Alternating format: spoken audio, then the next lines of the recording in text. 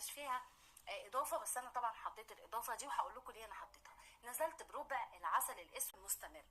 انت هنا تفضلي تقلبي، طبعا الاكل هيبتدي كمان يفور، وانا كنت عامله حساب الفوران في رشه الملح، وهقول لك ليه انا حطيت رشه ملح صغيره. بحط رشه الملح يا جماعه معايا، واول ما القوام يبتدي يتقل، انا حركه ان انا اطلع المعلقه دي انا مش بلعب بالمعلقه، لا ده انا كده عايزه اشوف القوام تقل ولا لا. كويس جدا من التكه دي. انا كنت حاطه زيت على الرخامه علشان يبقى سهل عليكي ان انت تطلعي العسل من الرخامه، لان انت لو ما دهنتيش الرخامه زيت هتحتاسي حوسه ما يعلم بيها الا ربنا، وتكرهي اليوم اللي عملتي فيه الوصفه. كل حته موجوده في العسل، وابتديت ان انا واحده واحده كده بقى ايه اكورها وتتعامل معايا.